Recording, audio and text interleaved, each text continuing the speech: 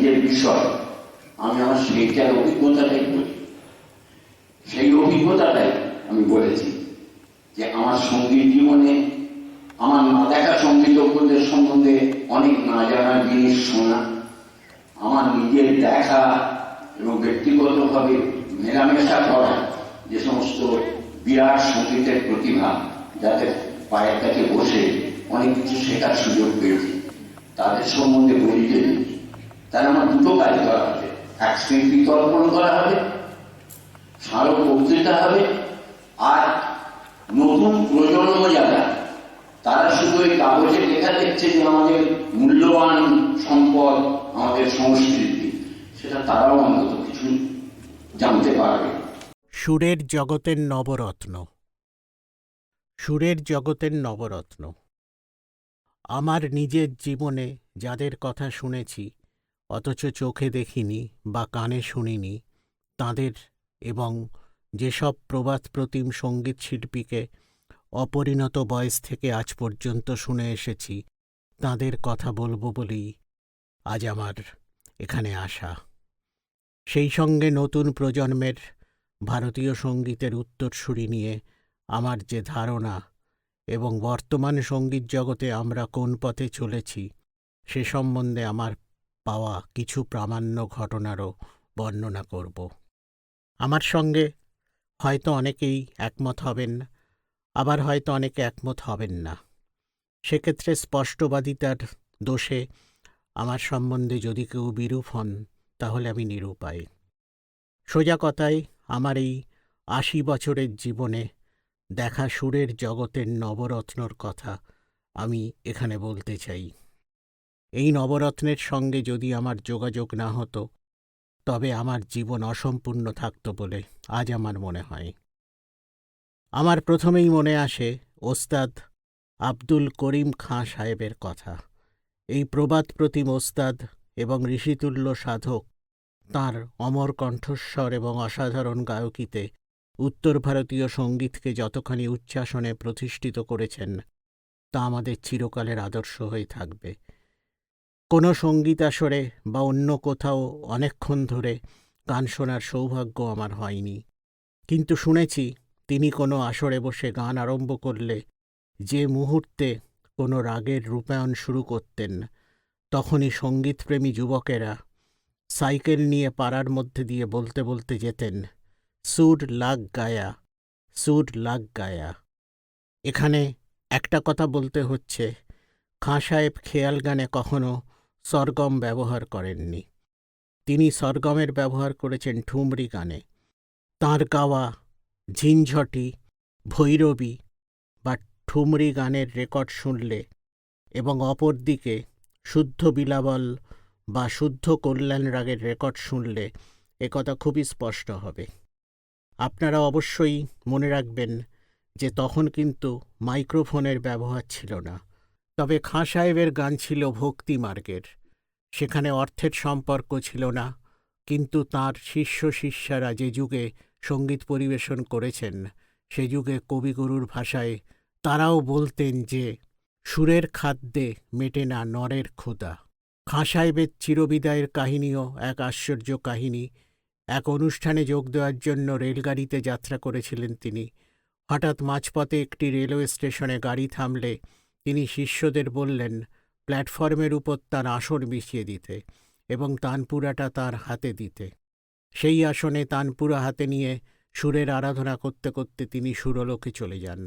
এইভাবেই এই অমর সুরসাধকের জীবনাবসান হয়। সঙ্গীত জগতে উত্তরকালে যারা আসবেন বা এখন আমরা যারা রয়েছি, তারা এই অমর সুরসাধককে কোনোদিনই ভুলতে পারব না। আমাদের সঙ্গীতের আদর্শ, ভারতীয় সঙ্গীতের দর্শন এবং আধ্যাত্মিক ভাব, ভক্তিরস, এই সবেরই আদর্শরূপ আমরা এদের কাছ থেকেই পেয়েছি।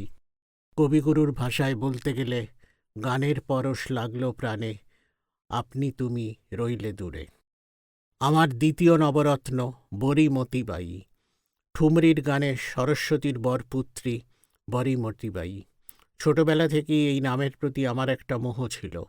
তারপর আমার নিজের শিক্ষাকালে লখনৌতে আখতারি দিদি, যিনি বেগম আখতার নামে পরিচিত ছিলেন, তাঁর স্নেহের ছায়ায় দীর্ঘদিন কাটানো, সিদ্ধেশ্বরী দেবীর সংস্পর্শে আসা, এইসব মহীয়সী গান্ধর্বীদের সংস্পর্শে এসে বরী মতিবাই সম্বন্ধে মনের ভেতর একটা অন্যরকম ভাব হয়েছিল।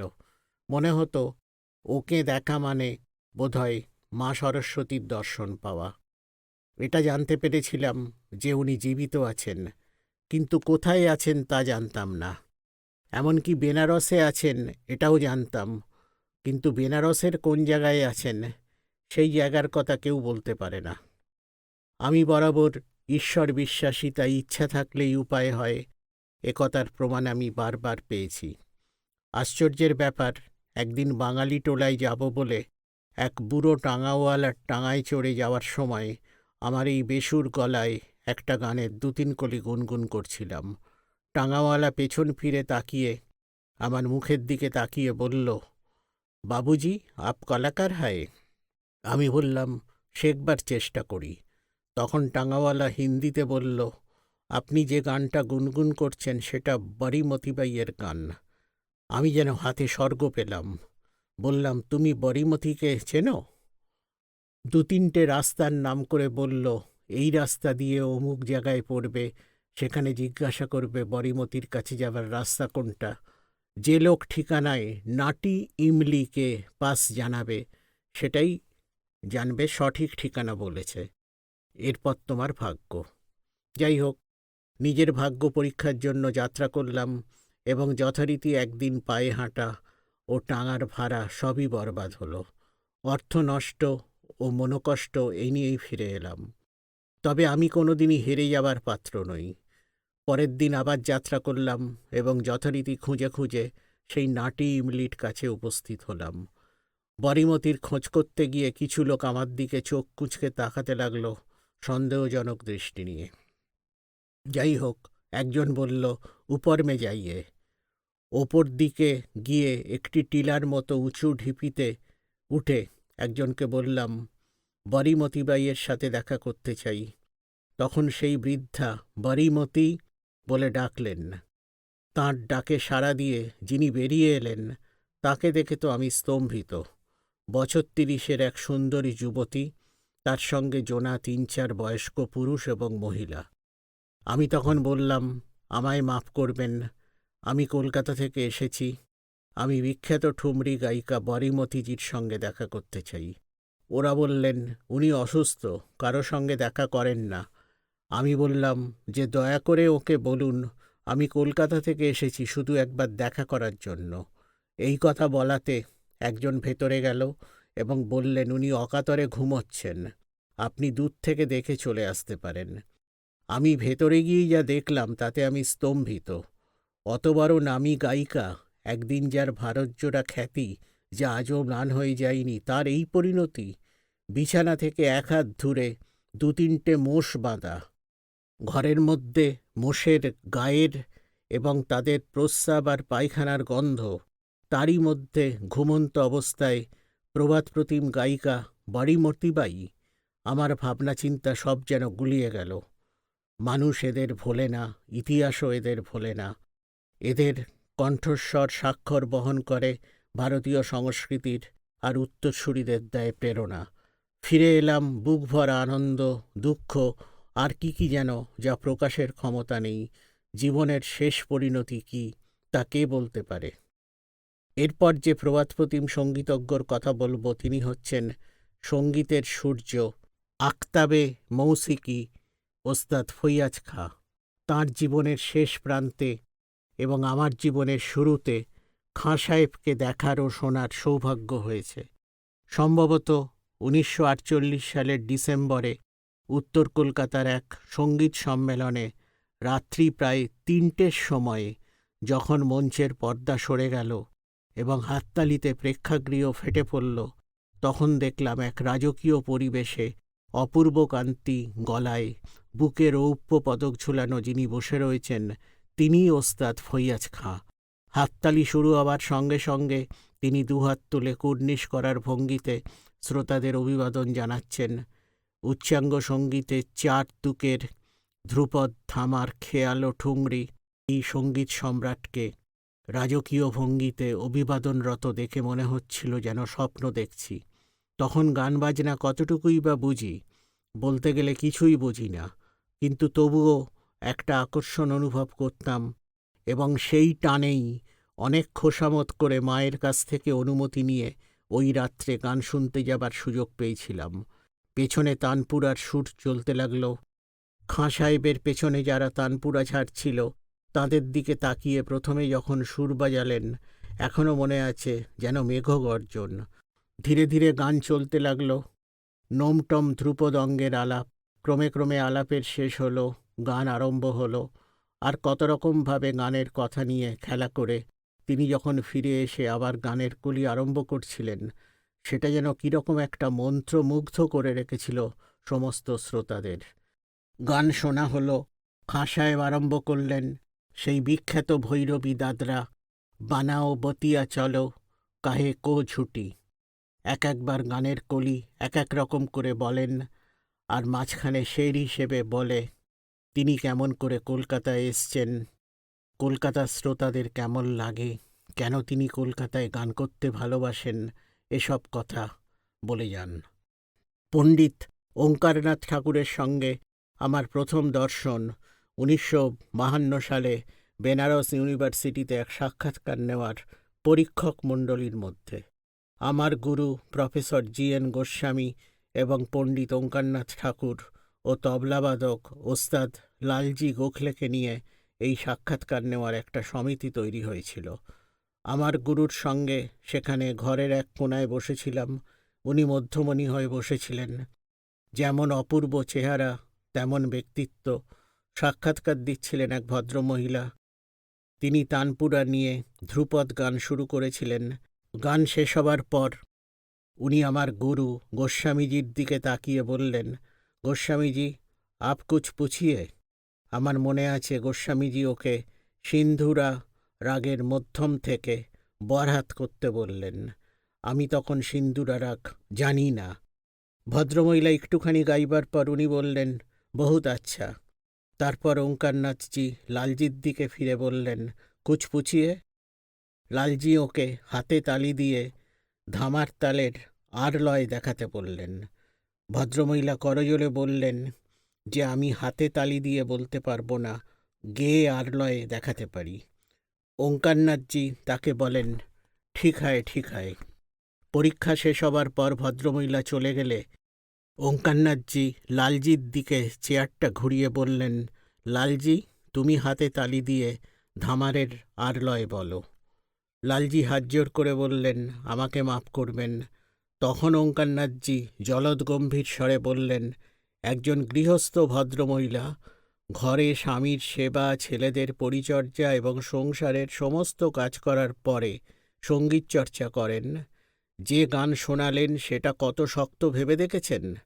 প্রশ্ন করবার আগে ভেবে রাখবেন, যদি ওর জায়গায় তোমাকে আর তোমার জায়গায় ওকে বসিয়ে দেওয়া হয়, তাহলে তোমার মুখ রক্তশূন্য হয়ে যাবে। উনি পরিচ্ছন্ন হিন্দিতে যেটা বলেছিলেন আমি তার ভদ্র বঙ্গানুবাদ করে লিখলাম। সেটা ছিল অনেক বেশি রূঢ়, একরকম ধমক দেওয়াই বলে।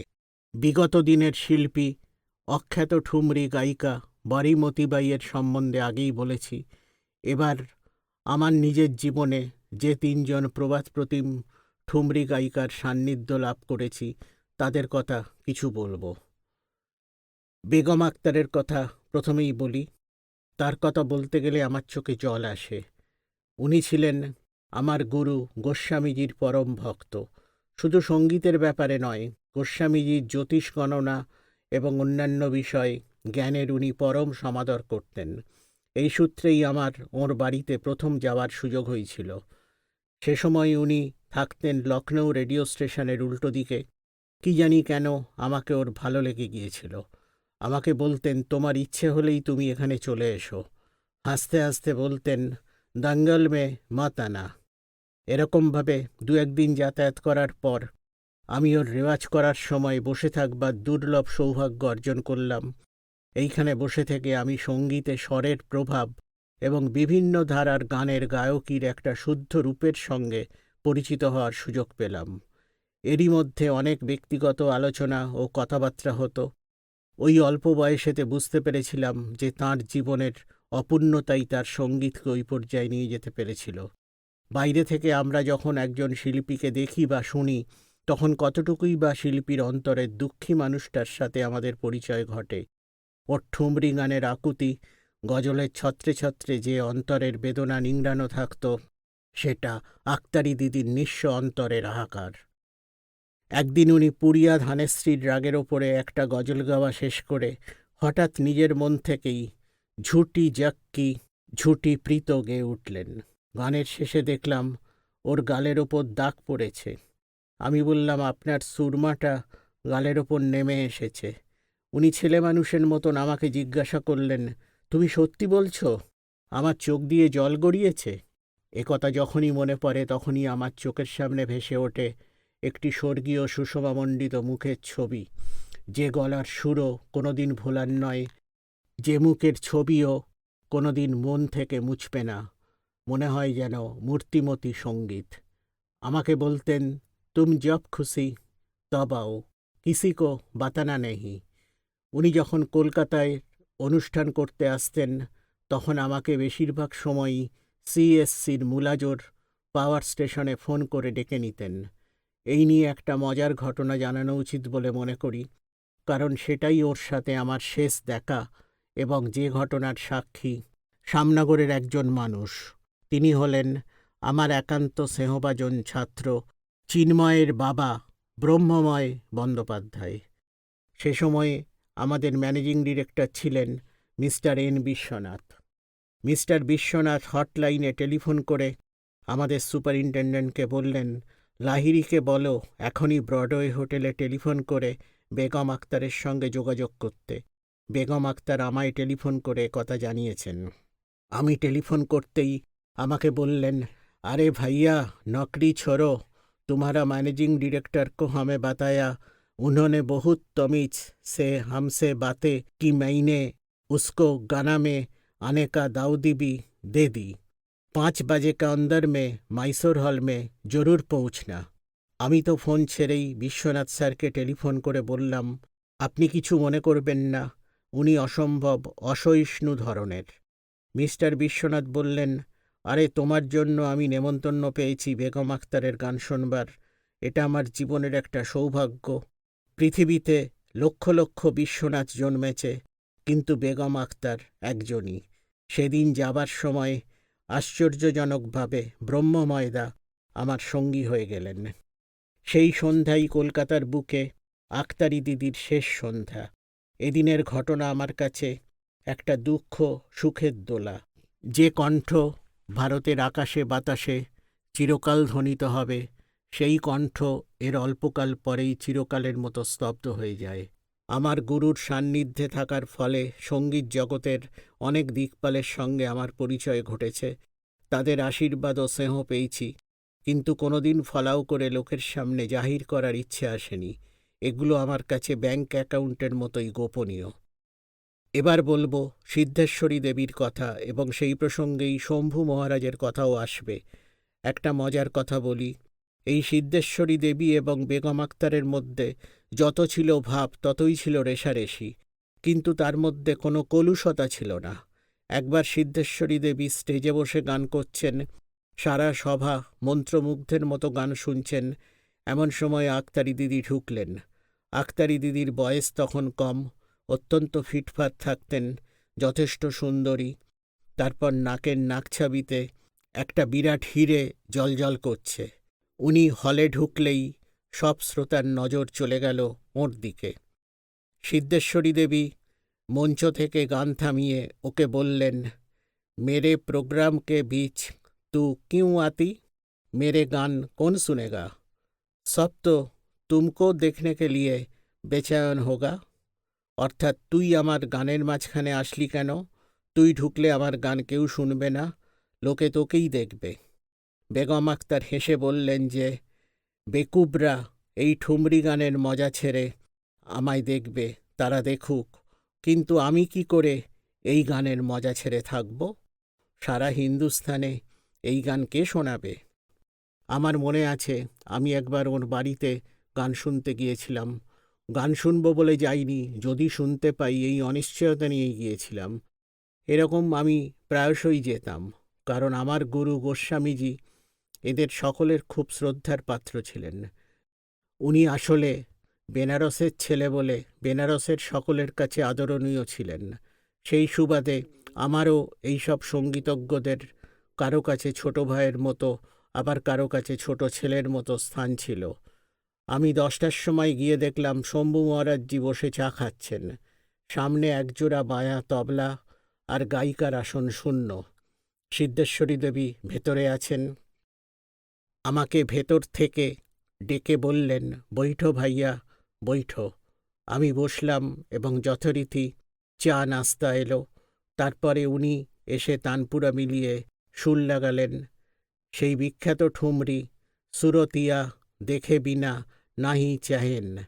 ঠেকা ধরলেন শম্ভু মহারাজ। কিছুক্ষণ বাদে দেখি একবার সিদ্ধেশ্বরী দেবী গাইছেন, আর একবার শম্ভু মহারাজজি গাইছেন ও তবলা বাজাচ্ছেন। একবার উনি একরকম করেন, সেই কথাটাই ইনি আর এক রকমভাবে বলেন। কি তার সুর মূর্ছনা, কি তার সুরের বনাবট, তাকে ব্যাখ্যা করবার মতো ভাষাও আমার নেই, আর জানি না তা ব্যাখ্যা করা যায় কি না। মনে হয় এটা শুধু অন্তরের উপলব্ধি। এ সেই বোঝে সাধু যে জানো সন্ধান, এ অনির্বচনীয়। 10টায় ঘড়ি দেখে ঢুকেছিলাম, এটা মনে ছিল।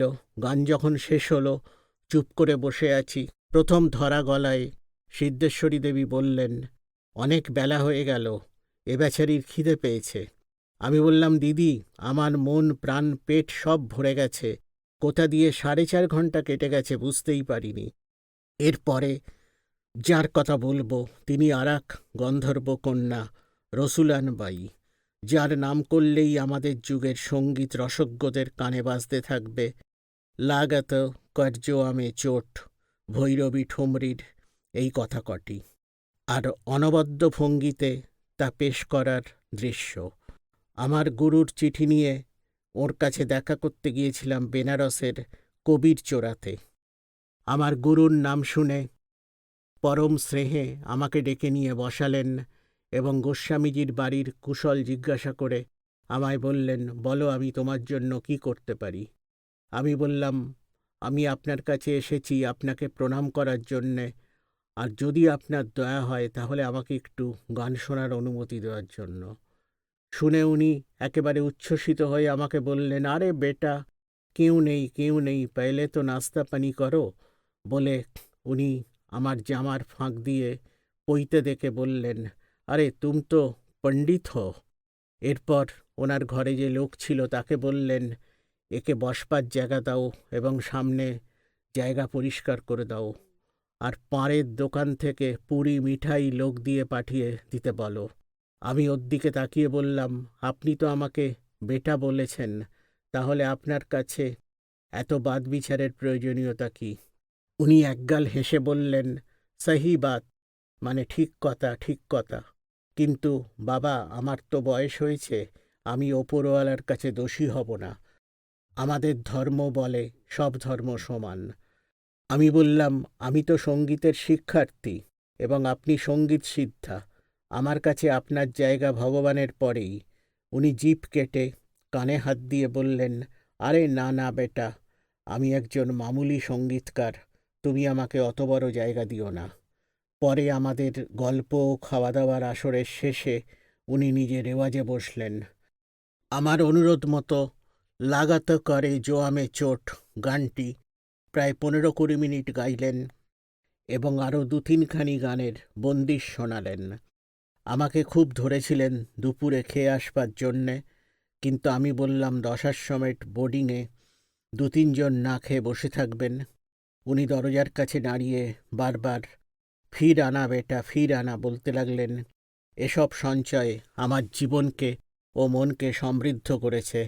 সারা জীবনের এই পুরনো সঞ্চয় অমূল্য, আর এই সঞ্চয় আমার কাছে পরম প্রাপ্তি। এরপর যে মানুষটির কথা বলবো তিনি ভারতীয় তবলা শিল্পীদের মধ্যে এক অমূল্য রত্ন, আমার কিষাণ দাদা, সদ্য প্রয়াত পণ্ডিত কিষেন মহারাজ। এই বজ্রাদপি কঠোরানি মৃদুনী কুসুমাদপি মানুষটির সংস্পর্শ যে পেয়েছে সে একমাত্র আমার কথা উপলব্ধি করতে পারবে। 1962 সালের শেষে ভাগলপুরের কনফারেন্সে পণ্ডিত কেদারনাথ মিশ্র আমাকে নিমন্ত্রণ করেছিলেন বেহালা বাজাবার জন্য। সেই সূত্রে ওর সঙ্গে আমার পরিচয়। আমি ওকে দাদা বলে ডাকতাম এবং উনি আমাকে ভাইয়া বলতেন। এই নির্ভীক স্পষ্টবাদী মানুষটার কথা আমি কখনো ভুলতে পারবো না। আমার কাছে ওস্তাদ আলী আকবর খাঁ, পণ্ডিত রবিশঙ্কর এবং কিষাণ দাদা ছিলেন অভিন্ন হৃদয়ের বন্ধু। সেদিন ওই বাড়িতেই পণ্ডিত বুদ্ধদেব দাশগুপ্তর শরৎ বাজনা ছিল। ঘোষণা করা হলো ওর সঙ্গে তবলায় সঙ্গত করবেন পণ্ডিত কিষাণ মহারাজ। বুদ্ধদেব যথারীতি স্টেজে উঠে মহারাজকে প্রণাম করে শ্রোতাদের দিকে তাকিয়ে বললেন, মহারাজ আমার সঙ্গে সঙ্গত করছেন না, আমি বাজাচ্ছি এবং উনি আমার কান ধরে ধরে শিখিয়ে দিচ্ছেন কিভাবে লয় তাল নিয়ে চলতে হয়। বুদ্ধদেব বরাবরই বিনয়ী এবং সেই জন্য গুণীজনের প্রিয় ও সাধারণের কাছে হিংসার পাত্র।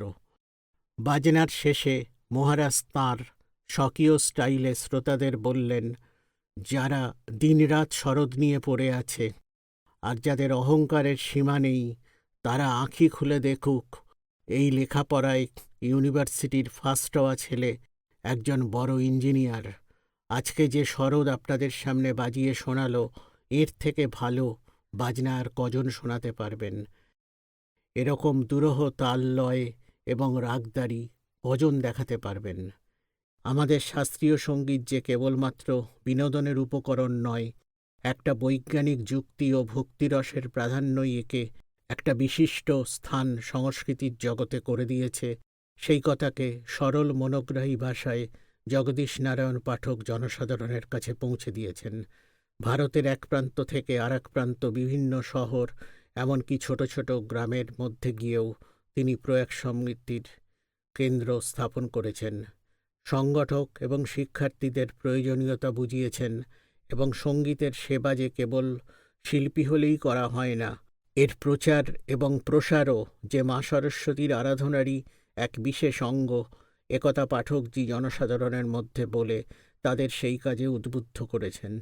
এককভাবে দীর্ঘদিনের ধৈর্য, অক্লান্ত পরিশ্রম এবং নিষ্ঠার ফলস্বরূপ আজ আমরা এলাহাবাদের আলফ্রেড পার্কে প্রয়াগ সঙ্গীত সমিতির বিশাল অবস্থানকে সঙ্গীতের বিশ্ববিদ্যালয় রূপে দেখতে পাচ্ছি। তাঁর এই সার্থক প্রচেষ্টার ফলে সারা ভারতবর্ষের অগণিত মানুষ অর্থ উপার্জনের দ্বারা সংসার প্রতিপালন করছেন এবং এই মহান সংস্কৃতির সেবা করে চলেছেন। একটা কথা ভেবে এবং দেখে বড়ই দুঃখ হয় যে এই বিরাট প্রচেষ্টা আজকে অন্যান্য প্রতিষ্ঠানের মতো রাজনীতির করাল গ্রাসে পড়েছে এবং কিছু ছদ্মবেশী স্বার্থান্বেষী মানুষের একটা লোভনীয় আকর্ষণ হয়ে উঠেছে। আজকের অবস্থা দেখে আমার মনে হচ্ছে একমাত্র ব্যবসায়িক উদ্দেশ্য প্রণোদিত ও স্বার্থসিদ্ধি ছাড়া এখনকার শাসককুল অন্য কিছুর দিকে দৃষ্টি দিচ্ছেন না, যার ফলস্বরূপ পরীক্ষার মান নিম্ন থেকে নিম্নতর হয়ে উঠেছে। পরীক্ষকের মান আরও করুন। এখন কেন্দ্র স্থাপন করে এক ঝুড়ি মুরগির মতো ছাত্রছাত্রী জোগাড় করে দিলেই কেন্দ্র ব্যবস্থাপক পরীক্ষক হয়ে যাচ্ছেন, আর তার ফল যা ঘটবার তাই ঘটছে। সঙ্গীতজ্ঞদের কাছে সঙ্গীতের স্নাতকদের অথবা স্নাতকোত্তরদের কোনো দামই নেই, কিন্তু আগে এমনটা ছিল না। আজকে যারা সঙ্গীত জগতে বিশিষ্ট শিল্পী তারাও এই পরীক্ষা দিয়েছেন এবং পরীক্ষার মান সঙ্গীত জগতের সামনে তুলে ধরেছেন। নীলরতন বন্দ্যোপাধ্যায়, যিনি প্রয়াগ সঙ্গীত সমিতির পশ্চিমবঙ্গের প্রথম পরীক্ষা কেন্দ্র ভারতীয় সঙ্গীত সমাজের স্থাপনা করেছিলেন, তিনি নিজে, মীরা বন্দ্যোপাধ্যায়, এম রাজন, আর.সি. ভাট, এরা সকলেই এখান থেকে স্নাতক এবং স্নাতকোত্তর এবং ডক্টরেট উপাধি লাভ করেছিলেন। আজকের মতো এদের সঙ্গীত প্রভাকর বা সঙ্গীত প্রবীণ বললে কোনো মহান সঙ্গীতজ্ঞের বলবার সাহস হতো না।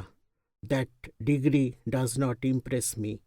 বর্তমান শাসককুল যদি একবারও ভাবতেন যে এই সংস্থার সঙ্গে একদিন বি.ভি. কসলকার, জি.এন. গোস্বামী, এস.এন. বলি, লালজি গোখলে প্রমুখ ভারতীয় সঙ্গীতের রত্নরা এই সংস্থার সঙ্গে যুক্ত ছিলেন। 1956 সাল থেকে আমি এর সাথে যুক্ত, 1958 সাল থেকে গীতিকুঞ্জ এর সাথে যুক্ত এবং 1000-এর ওপর পরীক্ষার্থী এই বিগত 50 বছর এই সংস্থা থেকে পাশ করে বেরিয়েছে, যাদের মধ্যে অনেকে আজ শুধু প্রথম শ্রেণীর শিল্পী নয়, আন্তর্জাতিক খ্যাতিসম্পন্ন এবং সারা পৃথিবীতে ভারতীয় সঙ্গীতের প্রচার করে বেড়াচ্ছে। তাই আজ আমি এই অবস্থা দেখে বড়ই মর্মাহত, কারণ আমি প্রয়াগ সঙ্গীত সমিতির কাছে আমার সঙ্গীত জীবনের জন্য অনেকখানি ঋণী। যাদের অকৃপণ দানে ভারতীয় সঙ্গীতের ভাণ্ডার রত্নরাজিতে পূর্ণ, তাদের মধ্যে কয়েকজনের কথা আমি সীমিত জ্ঞানে যতটুকু বুঝেছি তাই গল্পের মতো করে আপনাদেরকে বললাম। এই যুগকে ইতিহাস কি অবক্ষয় বলবে না ক্ষয় বলবে, তবু আমি আশাবাদী, হয়তো এরপরই হবে পুনরুত্থান। আমি যে কদিন আর এই পৃথিবীতে থাকব, ততদিন এই আশাই করব, আর যখন থাকব না, তখনও নতুন প্রজন্মের প্রতি আমার এই কামনাই থাকবে।